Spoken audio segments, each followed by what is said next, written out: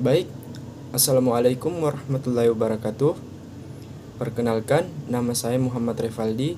Saya seorang mahasiswa Politeknik Setialan Makassar, semester 4, program studi Administrasi Pembangunan Negara. Dalam video ini, saya akan mereview secara singkat terkait buku yang berjudul Manajemen Pembangunan di Indonesia yang ditulis oleh Randi R. Rihatnoloh dan Rian Nugroho.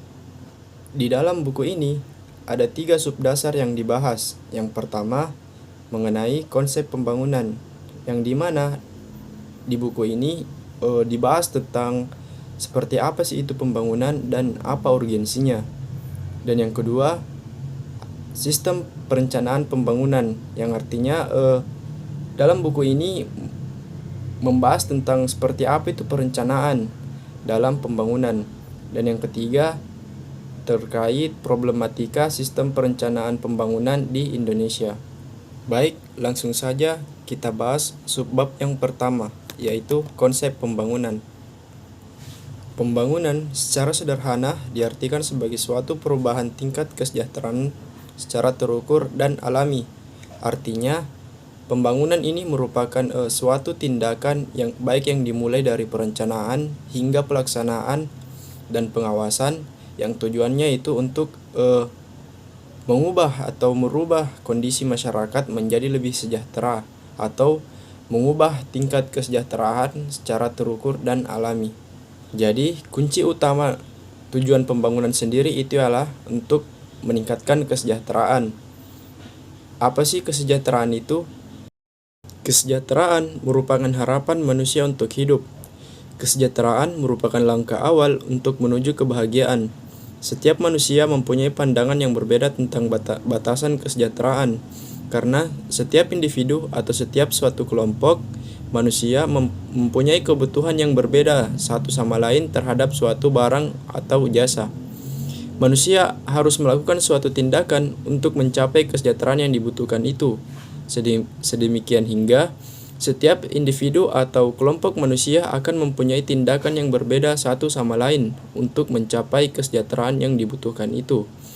Kesejahteraan manusia ditentukan sampai seberapa jauh manusia dapat memperoleh barang atau jasa yang dibutuhkan. Nah, untuk mewujudkan kesejahteraan itu, disinilah pentingnya suatu pembangunan, disinilah pentingnya untuk memanajemen atau mengelola suatu pembangunan agar kesejahteraan itu tercapai. Selanjutnya, subbab yang kedua, sistem perencanaan pembangunan. Seperti yang kita ketahui, perencanaan itu merupakan suatu gambaran awal atau ide yang awalnya ditemukan untuk melakukan suatu tindakan. Dalam konsep pembangunan, jika kesejahteraan ingin dicapai dalam suasana serba keterbatasan, maka manusia harus membuat perencanaan. Jadi, perencanaan itu sangatlah penting. Pentingnya peranan perencanaan pembangunan dan lembaga perencana menjadi bagian yang tak terhindarkan sebagai suatu kebutuhan untuk menyusun rencana kebijakan, program, dan kegiatan yang akan secara konsisten menuju pada cita-cita yang disepakati. Fungsi perencanaan diperlukan untuk menjelaskan dan memberikan mekanisme dalam pengambilan keputusan yang rasional dan bertanggung jawab atas berbagai pilihan-pilihan, terutama yang bersifat trade-off dari kebijakan dan strategi pembangunan yang tidak selalu mudah dan menyenangkan. Jadi teman-teman, itulah pentingnya sebuah perencanaan, karena perencanaan itu merupakan langkah awal baik dalam kegiatan apapun yang di sini merupakan konsep pembangunan. Perencanaan itu merupakan langkah awal yang akan menentukan apa yang akan dilaksanakan dan apa yang akan terwujud. Jadi urgensi dari perencanaan itu sangat penting. Jadi lembaga dan masyarakat harus berdiskusi secara maksimal untuk menentukan suatu keputusan perencanaan yang baik agar pembangunan itu dapat tercapai. Baik, setelah membahas perencanaan pembangunan, dalam buku ini kita akan membahas problematika sistem perencanaan pembangunan di Indonesia. Menteri Negara Perencanaan Pembangunan Nasional atau Kepala Bappenas Kabinet Indonesia yang bersatu di bawah pimpinan Presiden SBY pada masanya, yang merupakan Sri Mulyani Indrawati pernah menyatakan bahwa penyelenggaraan fungsi perencanaan dan fungsi penganggaran secara optimal sangat diperlukan untuk mewujudkan visi misi dan program-program pemerintah untuk mewujudkan cita-cita nasional. Jadi untuk mewujudkan cita-cita nasional dengan baik diperlukan penyelenggaraan fungsi perencanaan dan fungsi penganggaran secara optimal agar visi misi dan cita-cita nasional dapat terwujud dengan lancar dan baik. Ada beberapa problematika atau masalah yang dihadapi oleh Indonesia untuk dalam melaksanakan pembangunan. Yang pertama, karena adanya masalah populasi yang terlalu banyak dan geografis yang terlalu luas. Bagi negara sebesar seperti Indonesia, baik dalam cakupan geografis maupun dalam jumlah dan ragam populasi, upaya dan proses pembangunan untuk memperbaiki kesejahteraan rakyatnya pasti menghadapi berbagai permasalahan dan kendala yang kompleks. Pentingnya peranan perencanaan pembangunan dan lembaga perencana menjadi bagian yang tak terhindarkan. Jadi, peran lembaga perencana ini sangatlah penting untuk mengatasi bagaimana agar pembangunan bisa berjalan walaupun dengan ragam populasi yang banyak dan cakupan geografis yang sangat luas. Kemudian problematika selanjutnya ada masalah pembiayaan. Nah, masalah inilah yang paling signifikan dalam suatu proses pembangunan. Perencanaan pembangunan baik dalam bentuk program, kebijakan maupun kegiatan hanya akan tinggal sebagai dokumen yang sia-sia dan tidak akan berarti apa-apa jika tidak dikaitkan dengan pembiayaannya.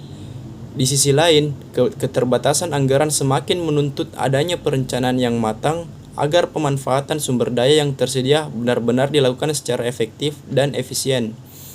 Oleh karena itu, hubungan fungsi perencanaan dan fungsi penganggaran adalah semakin penting. Jadi dapat disimpulkan bahwa dalam perencanaan pembangunan itu pembiayaan merupakan hal yang sangat sakral, sangat signifikan.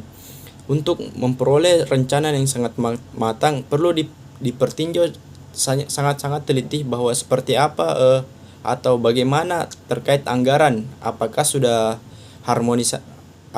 terharmonisasi antara anggaran dan perencanaan agar pembangunan itu dapat dilaksanakan dengan lancar.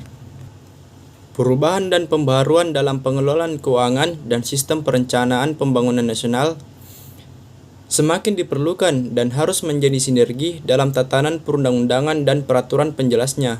Oleh karena itu, harmonisasi antara kedua fungsi itu telah dibakukan dalam Undang-Undang Nomor 17 Tahun 2003 tentang Keuangan Negara dan Undang-Undang Nomor 25 Tahun 2004 tentang Sistem Perencanaan Pembangunan Nasional atau disingkat SPPN, yang kemudian diikuti oleh penjelasan lebih lanjut dalam Peraturan Pemerintah Nomor 20 Tahun 2004 tentang Rencana Kerja Pemerintah dan Peraturan Pemerintah Nomor 21 Tahun 2004 tentang Rencana Kerja dan Anggaran Kementerian atau Lembaga.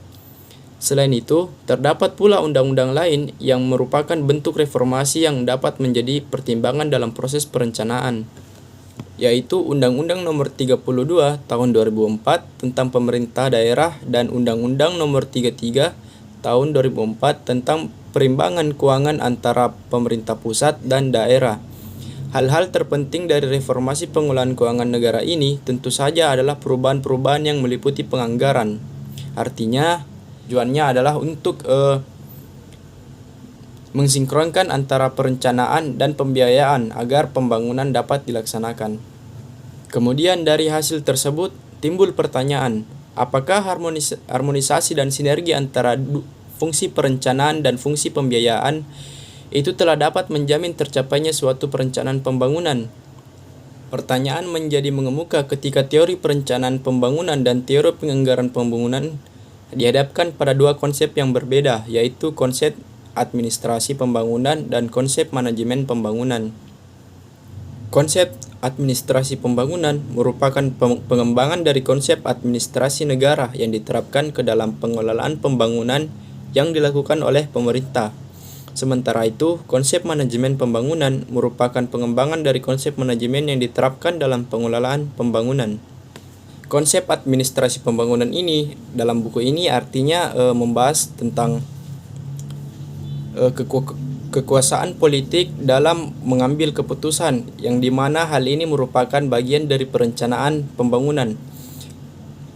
Perencanaan merupakan bagian dari pelaksanaan kekuasaan politik dan juga merupakan bagian dari penyelenggaraan negara, karena berdasarkan konsep administrasi negara adalah semua kegiatan negara dengan maksud untuk menunaikan melaksanakan kebijaksanaan negara. Jadi konsep administrasi pembangunan ini atau konsep yang diambil dari konsep administrasi negara merupakan sebuah proses perencanaan yang dilakukan oleh para penguasa-penguasa politik atau para aktor-aktor politik. Sementara itu, konsep manajemen pembangunan merupakan proses usaha untuk meningkatkan efisiensi anggaran untuk pembangunan. Artinya disinilah konsep manajemen pembangunan itu diadakan siklus yang namanya siklus pembangunan, seperti yang kita kenal dengan fungsi manajemen, yaitu POJ, planning, organizing, actuating, dan controlling. Jadi di sini tujuannya untuk mengefisiensikan penganggaran dan atau sumber daya lainnya dalam suatu pembangunan. Baik, itulah hasil review singkat saya terkait buku yang berjudul Manajemen Pembangunan Indonesia. Sebagai kesimpulan, bahwa manajemen pembangunan itu sangatlah penting, karena terlebih lagi Indonesia ini sekarang dihadapi oleh banyak sekali masalah-masalah atau problematika yang menghambat suatu pembangunan itu dilaksanakan. Oleh karena itu dibutuhkan suatu pemahaman atau kompetensi terkait seperti apa sih manajemen yang baik, seperti apa pengelolaan yang baik. Seperti tadi contohnya pengelolaan anggaran dan perencanaan yang diharmonisasikan, agar perencanaan itu tidak hanya sekedar menjadi dokumen yang sia-sia, artinya tidak terlaksanakan.